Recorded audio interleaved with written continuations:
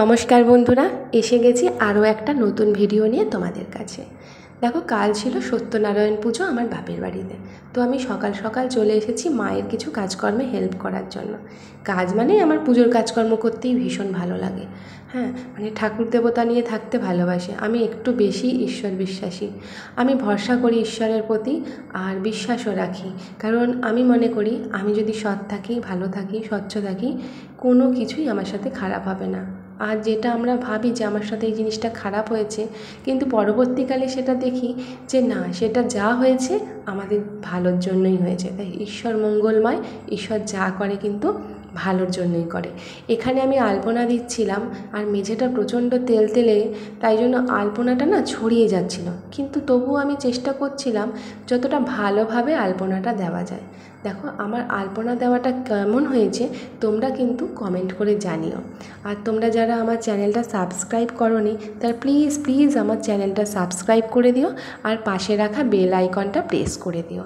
আর যারা আমার চ্যানেলটা সাবস্ক্রাইব করেছো তাদের প্রত্যেকবারের মতো অনেক অনেক ধন্যবাদ জানাই, অনেক কৃতজ্ঞতা প্রকাশ করি। দেখো, এখানে মায়েদের গুরুদেবের সামনে আমি আলপনাও দিয়ে দিয়েছি। আর কাল ছিল গুরু পূর্ণিমা, তার মধ্যে সত্যনারায়ণ পুজো দিচ্ছে, খুব শুভ একটা দিন। আর মায়েদের মনস্কামনা পূর্ণ হোক, আমার মা, বাবা, ভাই যেন সবাই ভালো থাকে, আমার স্বামী, সন্তান সবাই যেন ভালো থাকে, পৃথিবীর সবাই যেন ভালো থাকে। যারা আমার খারাপ চায় তারাও যেন ভালো থাকে, যারা ভালো চায়, শুভাকাঙ্ক্ষী, তারাও যেন ভালো থাকে, যারা আমার ক্ষতি করেছে তারাও যেন ভালো থাকে। আসলে সবাই ভালো থাকলেই কিন্তু আমার পরিবার ভালো থাকবে, আমিও ভালো থাকবো। দেখুন, ওখানে 5 ফল আমি কিন্তু সাজিয়ে নেওয়া হয়ে গেছে, আর এখানে 2টো ভোজ্যর থালা সাজানো হচ্ছে। ব্রাহ্মণকে সন্তুষ্ট করতে পারলেই কিন্তু অর্ধেক পুজো কমপ্লিট হয়ে যায়। বলে না, জীব সেবায় শিব সেবা, এটা কিন্তু সত্যি কথা। মানুষের সেবা করতে পারলেই কিন্তু ঈশ্বর সন্তুষ্ট হয়। মানুষ কেন, পশু পাখি সবার, মানে যে কোনো জীবের যদি তুমি ভালো চাও, তাদের যদি হেল্প করো, তাদের যদি শুভকামনা জানাও, কিন্তু তোমার অর্ধেক পুজো হয়ে যাবে। দেখো, এখানে ঠাকুরগুলোকে মালা পরিয়ে দিচ্ছিলাম। এখন তো বর্ষাকাল, এই বর্ষায় গাঁদা ফুলের মালা কিন্তু খুব একটা পাওয়া যাচ্ছে না, যদিও বা পাওয়া যাচ্ছে সেগুলো পচা পচা আর প্রচণ্ড দাম। তাই সব রজনীগন্ধার মালাই আনা হয়েছে। আমি একটা যদিও গাঁদার মালা এনেছি, তা খুব একটা ভালো নয়। আর এখানে আমি দেখো শিব ঠাকুরগুলোকে স্নান করিয়ে দিচ্ছিলাম ঘি, মধু, গঙ্গার জল দিয়ে। আসলে পুজোর কাজকর্ম যতটা পারি এগিয়ে রাখছিলাম। মা ওদিকে রান্না করছিল। কাল আবার ছিল বৃহস্পতিবার। তোমরা জানো যারা লক্ষ্মী ব্রত করো যে বৃহস্পতিবারে কিন্তু পাঁচালি পরে পুজো করতে হয় লক্ষ্মীর ঘট পেতে। আমিও বাড়িতে পুজো করে এসেছি, খুব সকালেই উঠেছি, কারণ এখানে আমি 9:30টার মধ্যে পৌঁছে এসেছি। আর দেখো, এখানে একটা ঘট দেখতে পাচ্ছ, এই ঘরটা আমার নতুন কিনেছে, তামার ঘট, বড় ঘরটা এই সত্যনারায়ণ পুজো দেবে বলেই। আর নিচের ছোট ঘরটা হচ্ছে মা লক্ষ্মীর ঘর। তো আমি সিঁদুর পরিয়ে সমস্তটা এঁকে সব কিছু রেডি করে রেখে দিলাম। আর ছোটোবেলা থেকেই মায়ের দেখে দেখেই পুজোর কাজকর্ম করতে করতে আমার আর পুজোর কাজকর্ম করতে অসুবিধা হয় না। আমি সবটাই বুঝে যাই, আর অনেক কিছুই জেনে গেছি। আর যেগুলো জানি না, জানার তো কোনো শেষ নেই, সেগুলোও জেনে নেওয়ার চেষ্টা করি। এখানে পঞ্চপ্রদীপটাও সাজিয়ে রেখে দিয়েছি, যাতে চাইলেই ব্রাহ্মণ এলেই চাইলে সবটা হাতের সামনে জোগাড় করে দিতে পারি। ওদিকে বাবা কিন্তু ফল কাটছিল। দেখো, সবটা কিন্তু পুজোর কাজ আমি একাই করতে পারি, কিন্তু একা করতে গেলে আমি টাইমে শেষ করতে পারবো না। হ্যাঁ, একটা একটা করে করতে করতে, তাই জন্য সবাই মিলেই কিন্তু পুজোর কাজে সাহায্য করছিল। আর দেখো, এখানে আমি 2টো নৈবেদ্য সাজিয়ে নিয়েছি। নৈবেদ্য কিন্তু 2টো দিতে হবে। আর এখানে বাবা ফল কাটছিল। কালকে বাজার থেকে একটা বড় কাঁঠাল নিয়ে এসেছিলাম। বড় মানে খুব বড় নয়, তাও 4-5 কেজি ওজন হবে। তো আমি হাতে টেনে বয়ে বয়ে নিয়ে এসেছিলাম। ভাবছিলাম যে কাঁঠালটা কেমন হবে, কিন্তু খুব ভালোই হয়েছে। বাবা ওই কাঁঠাল ছাড়াবে, আমি ছাড়াবো না, হাতে আঠা লেগে যাওয়ার ভয়। দেখো, আমি খুব সুন্দর করে গুছিয়ে নিচ্ছিলাম। তো প্রত্যেকবার ব্রাহ্মণ আমাদের এখানে পুজো দিয়ে মানে করতে এসে বলে যে তোমাদের গুছানো কিন্তু খুব সুন্দর, খুব পরিষ্কার পরিচ্ছন্ন আর নিয়ম নিষ্ঠা করে পুজো করা। এই দেখো, এখানে বাবা কাঁঠাল ছাড়াচ্ছিল। আর তাছাড়া ব্রাহ্মণের একটা কথা শুনে ভালো লাগলো যে তুমি এত সুন্দর করে গোছাও, ভগবান এমনিই তোমার ওপরে মানে সদয় হবে। দেখো, এখানে সিন্নির গামলাটা আমি সাজিয়ে নিচ্ছিলাম।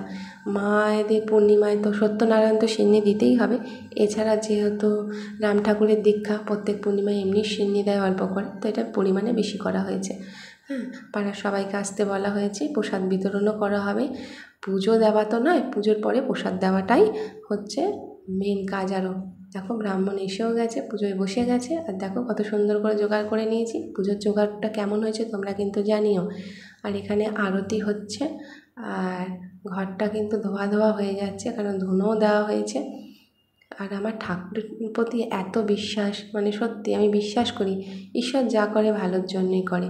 আমাদের প্রথমে সাময়িক কষ্ট হয়, দুঃখ হয় যে এটা কেন হলো, কী কারণে হলো, মেনে নিতে পারি না। কিন্তু পরবর্তীকালে দেখা যায় যে যেটা হয়েছে ভালোই হয়েছে।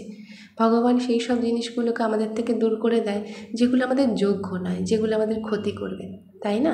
দেখো এখানে লাল শালু মাথায় বেঁধে নিয়েছে, আর এখানে যজ্ঞ শুরু হবে।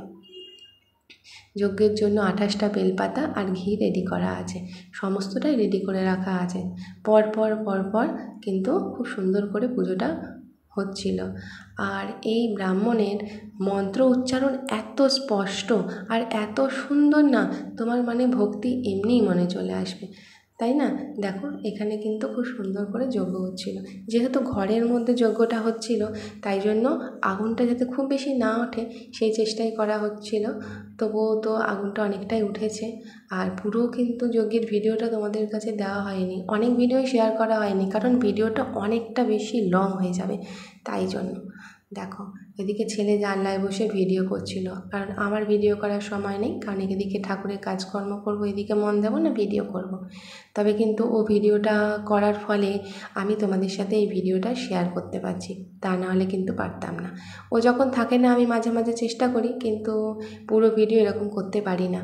দেখো যজ্ঞটা খুব সুন্দর করে হচ্ছিল, ছেলেকে ডাকছিলাম যে আমার পাশে এসে বস, ও এখন ওখানে ভিডিও করতেই ব্যস্ত।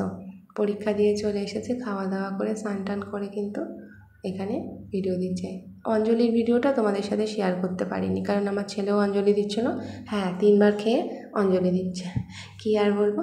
যাই হোক, ভক্তিতে ভগবান, মন শুদ্ধ, মানে মন যদি শুদ্ধ থাকে তাহলে কোনো কিছুতেই কিছু অসুবিধে হয় না। মানুষ খেয়েই দিক আর না খেয়েই দিক, কিন্তু আমরা উপোস করেই দিই। আমি যতদিন পারবো এরকম উপোস করেই পুজো দিয়ে যাব। দেখো এখানে কলার মধ্যে ঘি মাখিয়ে দেওয়া হচ্ছে। আমাদের যজ্ঞতে এইভাবেই হয়, তোমাদের যজ্ঞরও কি এইরকম নিয়ম? তা কিন্তু জানিও আমাকে। এখানে কে একজন এসে কথা বলছিল মায়ের সাথে। হ্যাঁ, এরপর ছেলেকে আমি বললাম আয়, কারণ এখানে যজ্ঞের ওপরে ঘি দিতে হবে সবার নাম গোত্র ধরে ধরে। হ্যাঁ, মাকে কি বলছিল, 3বার করে এখানে ঘি দিতে হবে। সে আসতেই চাইছে না। যাই হোক, যজ্ঞ একেবারে শেষের দিকেই হয়ে এসেছে। তোমাদের ভিডিওটা কেমন লাগলেও তোমরা কিন্তু জানিও, আর আমার চ্যানেলটা সাবস্ক্রাইব করে দিও, যাতে পরবর্তী ভিডিওটা তোমাদের সামনে খুব তাড়াতাড়ি পৌঁছে যায়। আর এই বছরটা মনে হয় আমার ঠাকুর দেবতা করেই কেটে যাবে, পূজা অর্চনা করেই, কারণ এরপরেই আছে শ্রাবণ মাসের সোমবার আমি করি। শ্রাবণ মাসের একটা সোমবার শ্বশুরবাড়িতে যা নিয়ম আছে আমি কিন্তু সবই পালন করি, যতদিন পারি করে যাব। দেখো এখানে মোটামুটি হয়ে গেছে, মা ঘি দিচ্ছে। এরপর ছেলে এসে আগে বলছে যে আমি দেবো, যে তাই দে, তুই দে, ঘি দে, নামগোত্র বলে। আর ও কিন্তু সবটাই শিখে গেছে, ওরও ঠাকুরের প্রতি ভীষণ ভক্তি, ওই আমার মতনই হয়েছে আর কি। এখানে আমার বাবাও এসে গেছে। চলো আজকের ভিডিওটা এই পর্যন্ত, দেখা হচ্ছে পরবর্তী নেক্সট ভিডিওতে।